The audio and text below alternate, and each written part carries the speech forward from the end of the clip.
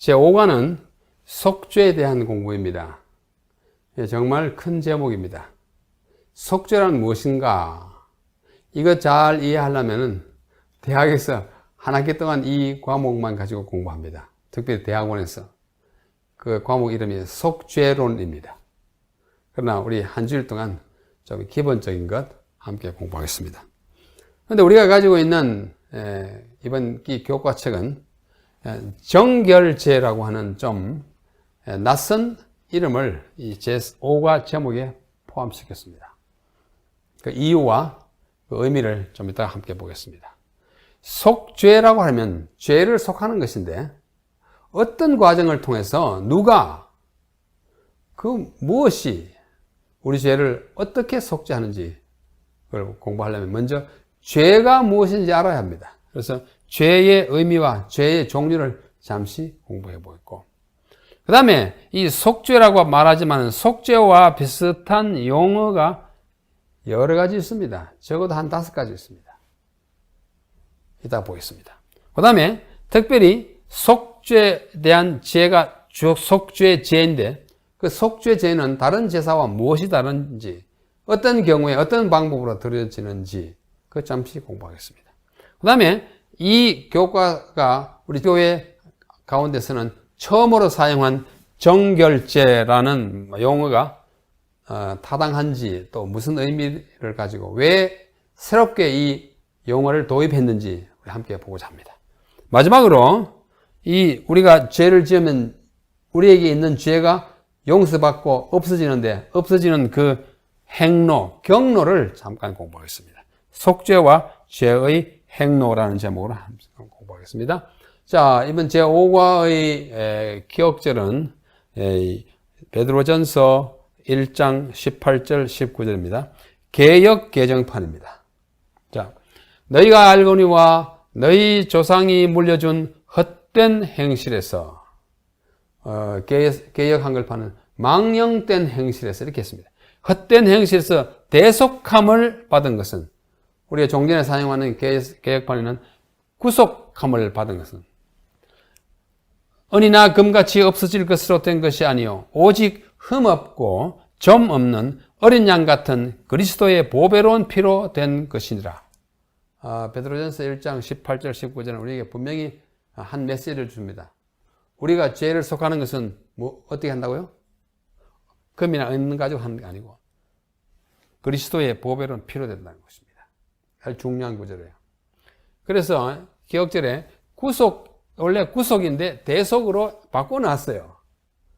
그 같은 뜻입니다만은 의미가 조금 다름에도 불구하고 바꿔놨기 때문에 여기는 개역 개정판에는 대속이지만 우리가 이미 갖고 있는 그냥 개역 한글판에는 구속이라는 사실을 염두에 두고 함께 보겠습니다. 먼저 그러면 죄의 뜻이 무엇이고 죄의 종류가 몇 개나 있는가 좀 알아봐야겠습니다.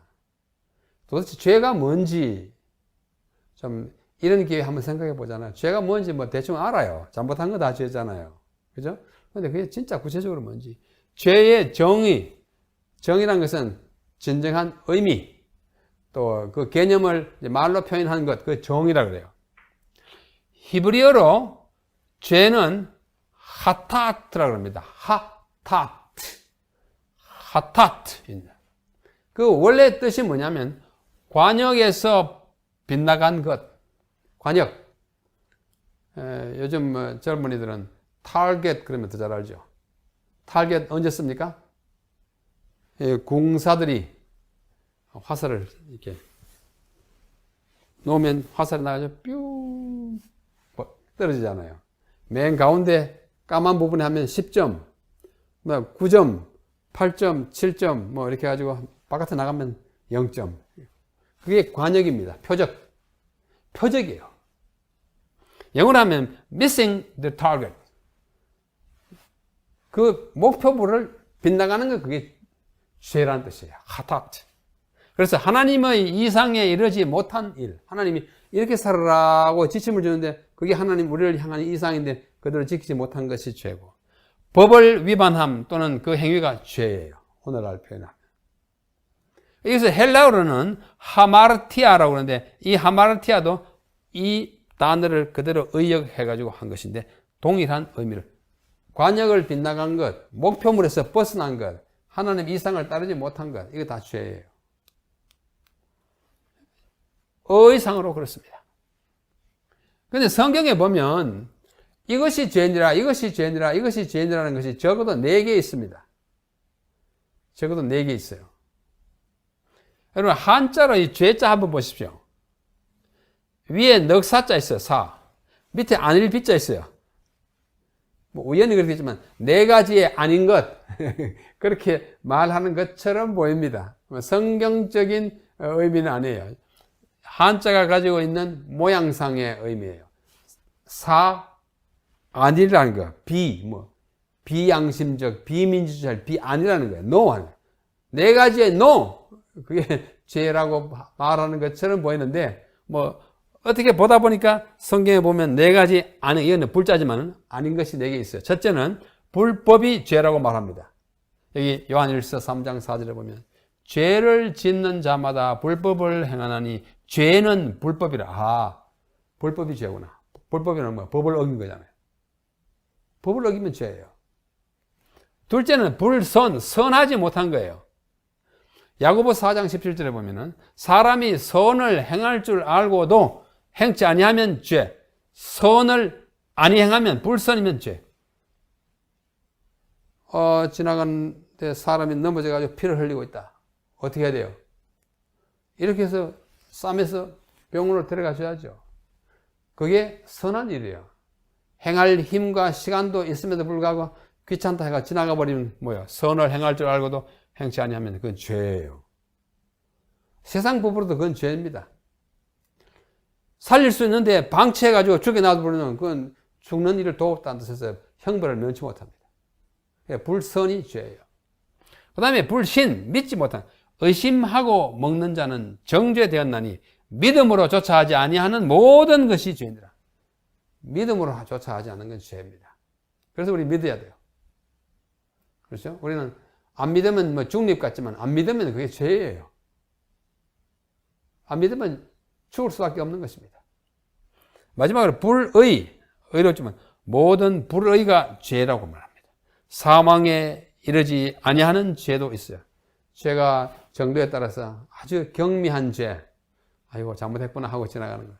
그러나 뭐 사람을 죽인다든지 불을 지른다든지 이러면 형벌을 면치 못하는 것입니다. 그래서 불의, 불법, 불선, 불신, 불의, 성경에 직접 표현된 것만으로 따지면 4개가 죄로 지목되고 있습니다. 죄의 종류예요. 그런 뜻에서 4가지 아닌 것, 우연히 일치지만 그렇게 생각해 보는 것입니다.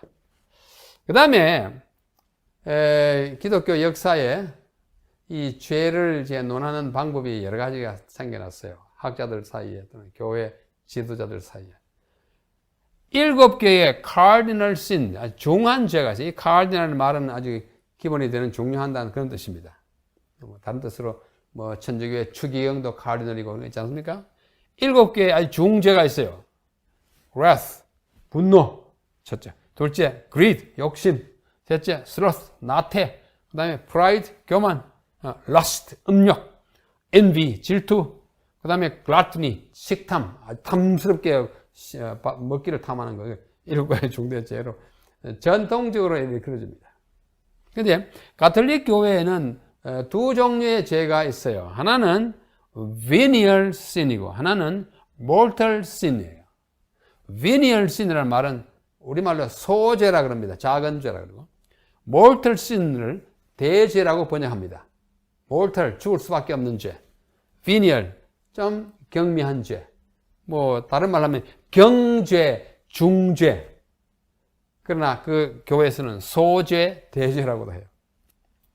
근데 성경을 자세히 보면은, 특별히 구약에 보면요, 부지 중에 지은 죄가 많이 있습니다. 뭐 어떻게 하다가 탁 이렇게 했는데 옆에 사람 있는 줄 모르는데 탁 해가지고 눈에 상처를 입었어요. 그건 죄예요. 부지 중에 비고의적, 무의식적 죄이고, 그 다음에 고범죄가 있어요. 고의적으로 범한 죄, 의식적으로 내가 이 사람을 한번 망쳐줘야지 하고 가서 때린다든지, 이거는 고범죄입니다. 그 다음에 아주 큰 죄가 반역죄예요.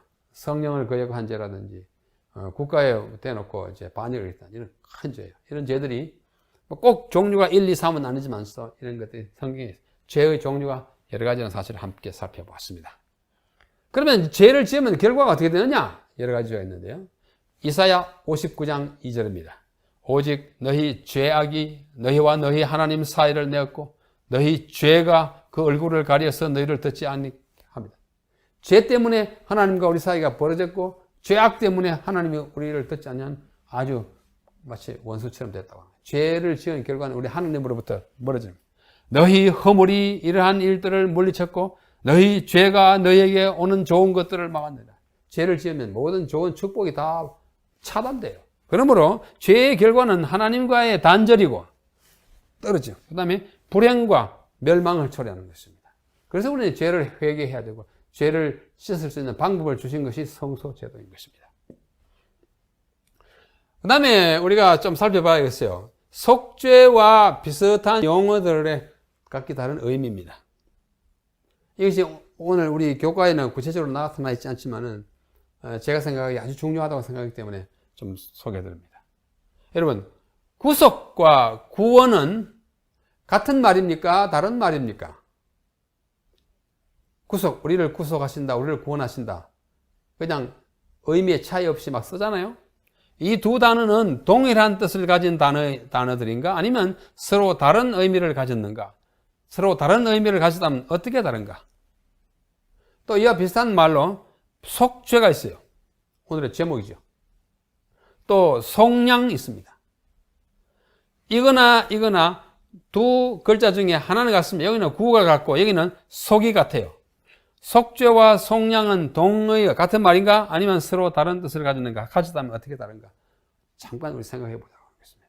이 짧은 시간에 뭐 아주 확실하게 구별하게 할지는 못할지 모르지만 한번 생각해 보시고 앞으로 계속해서 연구하시는 것이 좋습니다. 그래서 저는 여기 이 네 단어를 썼습니다. 구원, 구속, 속죄, 속량. 색깔이 다르듯이 의미가 조금씩 다릅니다. 그러면 구원은 뭐냐? 첫째, 우리가 구원과 구속을 서로 비교할 때 구원은 스스로 헤쳐나올 수 없는 상태에서 죽어가는 사람을 구해내는 거예요. 구조해내는 것입니다. 자기가 자기를 구원할 수가 없어요. 왜? 약해가지고. 가령 10층 아파트 건물에 불이 났다. 막 타올라간다. 근데 거기에 5살 먹은 아이가 잠을 자고 있다. 이 아이가 자기를 구원할 능력이 있습니까? 스스로 헤쳐나올 수 있습니까? 없습니다. 그 아이를 구할 수 있는 사람은 누구예요? 헬리콥터 타고 소방서가 가서 사다리를 타고 오든지 헬리콥터에 실려가든지 그렇게 해야 그가 구원받을 수 있습니다. 구원, 원자가 이게 원조할 때 원자예요. 도와주는 것입니다. 도움을 받아야 살아날 수 있는 걸 그때 구원하는 것입니다. 구속은 무엇이냐? 구속은 부채, 빚더미 올라가요. 범죄로 어떤 사람이 억류되어 있어요. 너 몸값으로 지금 잡혀져 있습니다. 부채나 죄를 지어가지고. 이 집에, 과수원에다가 막 불을 나가지고 다 못 쓰겠다. 너희는 이리 자고 하지. 꼭 묶어놨어요.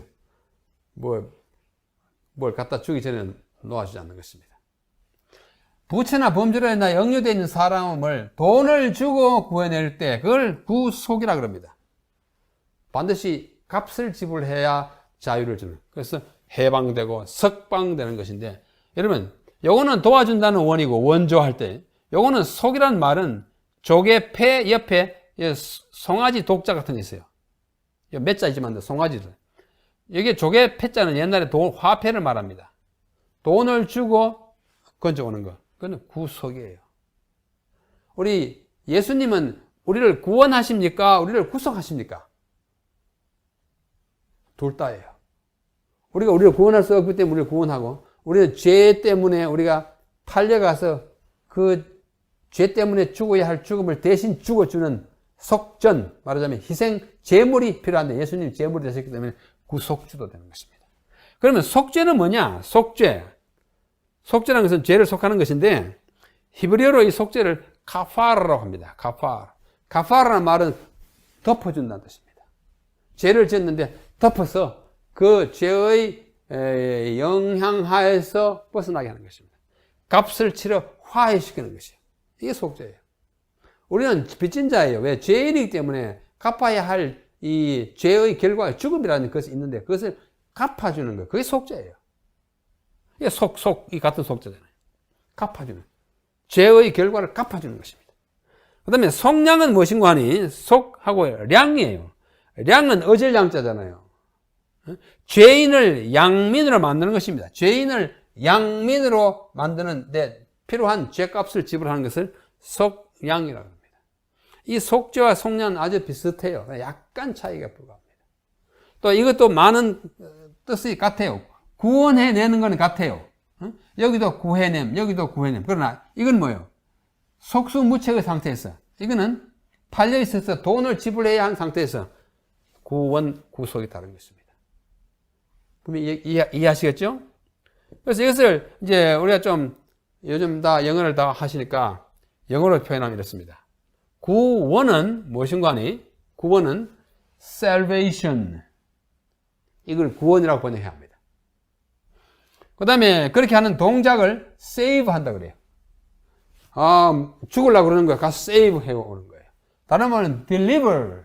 구원해내는 거예요. 그러나 구속은 redemption이라 합니다. 동사가 redeem이에요. redeem은 꼭 물어주고 오는 거예요. 물어주는 거. pay for, 뭘 위해서 돈을 지불하고 가져오는 거예요. 그러므로 이렇게 하는 사람을 savior, 그리고 이렇게 하는 사람을 redeemer 그럽니다. redeemer를 구원자라고 번역하면은 반밖에 안 맞습니다. 그렇게 안 맞아요. savior를 구속자라고 번역한 것도 반밖에 안 맞습니다. redemption, redeem 이런 거는 구속이라고 번역해야 돼요. 구속자, redeemer. 그 다음에 이거는 savior, salvation, save는 다 구원자 이렇게 합니다. 그 다음에 속죄는 atonement라고 합니다.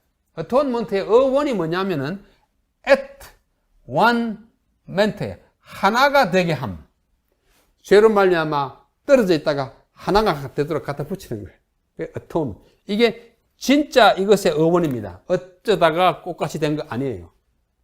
여러분 이 단어의 어원 사전을 보면 at one ment를 갖다 놓은 것이다. 그렇게 하는 동사를 atone for 이렇게 번역해요. 그 다음에 속량은 ransom인데 돈을 주고 누구를 위해서 가져오는 이런 차이가 있다는 사실을 염두에 두시고 보시기 바랍니다. 자, 또 성경에 보면 구원이라는 단어가 우리말 성경이에요. 제가 갖고 있는 개역 한글판 성경이에요. 총 531절에 이 구원이라는 단어가 나옵니다. 참 많이 나와요. 그야말로 이 책은 구원의 책입니다. 구약의 374절에 신약의 157절에 제가 다 썼습니다. 근데 왜 절이라 했느냐? 한 절에 두 번 나올 수도 있어요. 그건 제가 세지 않았습니다. 너무 많아서. 한 절에 두 번 나오면 이보다 더 많아져요. 하여튼 절수로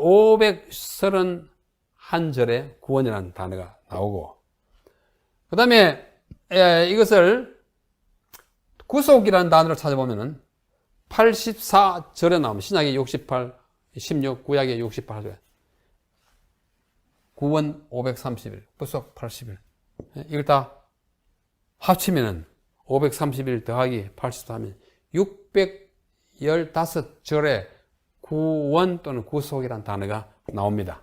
참 많이 나와요. 이렇게 많이 나오는 단어가 잘 없습니다. 그 다음에 속죄라는 단어는 213번 나와요. 참 많이 나오는 거예요. 이것도 한 단어가.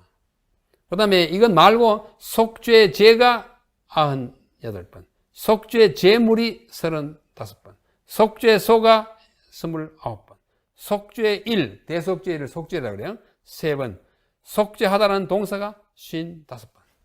이렇게 많이 나옵니다. 많이 나와요. 다 더하면 굉장히 많아요. 그래서 213번 중에 속죄라는 단어가 오경에 157번, 그 중에 레위기에 83번, 총 213번 중에서 약 75%가 오경에 나오고 약 40%가 레위기에 집중적으로 나와요. 그러니까 레위기가 그야말로 무슨 책이에요? 속죄의 책이에요. 신약에는 히브리서에만 7번 나타나고 다른 책에는 없습니다. 그래서 이 모든 것들을 우리가 생각해 볼 때 성경은 그야말로 구원의 책입니다. 마지막으로 속량이라고 하는 단어가 이 20번 나옵니다. 구약에 열려서 이렇게 나와요. 속량물이 한번 나오는데 여기서 이사야 43장에 나옵니다. 비교적 적게 나와요. 그러므로 우리는 이 속죄와 비슷한 용어에 비춰볼 때 성경은 구원의 교과서입니다. 구원의 필요와 방법과 구원의 주체 하나님 예수님이잖아요. 또 목적, 결과를 말해주는 구원의 교과서라고 말할 수 있습니다. 자, 이제는 속죄죄로 들어가겠습니다. 속죄죄는 우리말 성경에 딱 100번 나타납니다. 정확하게 100번이에요. 제가 아주 자세히 세봤습니다. 출애굽기에 3번, 레위기에 48번, 민수기에 28번, 기타 구약에 18번, 히브리서에는 3번, 신약에 다른 데 없어요. 속죄죄는 번제가 약 250번 나오고, 소제 113번 나오고, 그 다음으로 100번 나타나는 속죄죄가 그 다음 많이 언급되는 제사입니다. 히브리어로 속죄죄는 죄라는 말과 동일한 단어인 하타트예요. 아까 이야기했죠? 하타트가 죄예요. 그런데 이 하타트가 또 속죄죄도 돼요. 그래서 이것이 속죄죄인지 죄인지는 문맥을 봐야 알아요. 그만큼 이것은 죄에는 속죄죄가 반드시 들어져야 함을 암시합니다. 속죄죄는 다양한 경우에 들어졌으나 이것의 주된 취지는 하나님께 대한 죄, 하타트를 속죄 또는 용서 또는 교정 받는 것이 이 속죄죄의 주된 목표입니다. 근데 속죄죄는 여러분 죄를 지을 때만 드리는가 보다 이렇게 생각하는데 그게 아니에요. 한번 보십시오. 이 속죄죄가 드려지는 경우가 정규적으로 드려지는 경우가 이렇게 많습니다. 정규적으로 월삭에는 무조건 숫염소 한 마리로서 속죄죄를 드렸어요. 그 다음에 무교절에는 아무 죄 안 지어도 숫염소 한 마리 꼭 드렸어요. 속죄죄로 드렸어요. 7.7절 신약의 오순절에는 숫염소 2마리를 속죄죄로. 특별한 제목이 없었죠. 나팔절에도 드렸고 속죄일에도 드렸고 초막절에도 드렸고 초막절 마지막에도 드렸어요. 정규적으로 이 절기가 오면 반드시 드렸습니다. 죄의 유무에 상관없이. 그렇기 때문에 이 죄를 속하는 것이 아닌가 보다 이런 느낌을 줘요. 그 다음에 정규적인 속죄죄 외에 특별한 속죄죄가 또 있습니다. 특별한 속죄죄. 그러니까 정규적인 날짜가 아니고 어떤 경우에 따라서 쓰는 거예요. 헌신할 경우, 제사장이 위임한다든지 제단을 봉헌할 때 특별한 경우잖아요. 정규직이 아니에요. 그런 필요가 있을 때. 레위기 29장, 출애굽기 29장, 레위기 8장에 보면 그때는 수송아지 7마리를 드렸어요. 특별한 경우이기 때문에 좀 여기서는 좀 많다고 할 수 있습니다. 그 다음에 또 다른 헌신, 레위인이 위임할 때는 수송아지 1마리. 나실인이 서약을 위반했을 때 그때는 진짜 속죄예요. 그때는 비둘기 1마리. 속죄죄로 했어요. 그 다음에 나실인의 서원을 끝낼 때 그 서원과 관련돼서 암양을 1마리 드리고, 그 다음에 회중의 죄를 지었을 때 그 속죄하는 뜻으로 수송아지 1마리. 제사장이 죄를 지어도 속죄하는 제사를 수송아지 1마리. 또 더 있습니다. 또 족장의 죄를 해서도 지를 때 1마리. 또 평민이 죄를 지었을 때는 암양 또는 암염소 1마리. 레위기죠. 그 다음에 빈민, 가난한 사람이 죄를 지어가지고 속죄 지을 때는 가난하니까 비둘기 1마리. 그 다음에 여인이 아이를 낳고 출산 후에도 속죄제를 드리는데 정결케 하기 위해서 비둘기 1마리. 그 다음에 유출, 몸에서 피가 나오거나 이럴 때요. 그때도 정결케 하기 위해서 비둘기 1마리. 그 다음에 문둥병이 나은 후에도 정결케 하기 위해서 비둘기 1마리. 이게 많은 경우에 들었습니다. 아주 각기 다른 12가지 경우에 들었는데, 그래서 학자들이 생각해, 이 속죄제는 죄가 없어도 드러내. 그죠? 죄가 없어도 드리네. 그래서, 이거는 정결케 하기 위함이다. 그래서 이름을 근래에 와서 이걸 속죄제, 영어로 sin offering이라고 하는 것은 좀 덜 맞다. 그러니까 이거를 purification offering, 정결제, sin offering을 purification offering으로 바꿔 부르자 하는 일종의 신학자들의 뭐랄까요? 제안이에요. 근래 신학자들이 속죄제를 정결제라고 부르기를 제안하고 있다. 우리 교과책 저자도 그걸 받아들이는 것이 좋겠다는 뜻으로 이렇게 정해놨어요. 그 이유는 위에서 본 바와 같이 여인들이 출산한 후에는 출산이 죄가 아닌데도 불구하고 속죄제를 드리는 것이 불합리하다는 것입니다. 그러잖아요. 여자 아이 낳는데 뭔 죄야? 단지 피를 흘렸으니까 정결케 하는 것이, 그러니까 속죄제라고 하지 말고 정결제라고 하자. 아이를 낳는 것은 결코 죄가 아니라 축하를 받아야 할 일이고 때로는 크나큰 축복이요 하나님의 뜻을 이루는 일이기도 합니다. 그러나 성경에서 속죄제를 드리게 한 것은 단순히 위생적 정결을 위한 것이 아니었습니다. 위생적인 정결만을 위해서 드리는 게 아니에요. 출산으로 인하여 또는 월경으로 인하여 피를 흘리는 것은 예식적으로 부정한 것이에요. 왜? 피를 흘리는 것은 부정한, 피가 생명이니까 생명이 몸 밖으로 나오면 죽음이 돼요. 그러니까 그래, 피를 흘리면 부정하게 되기 때문에 속죄제를 드리도록 하였습니다.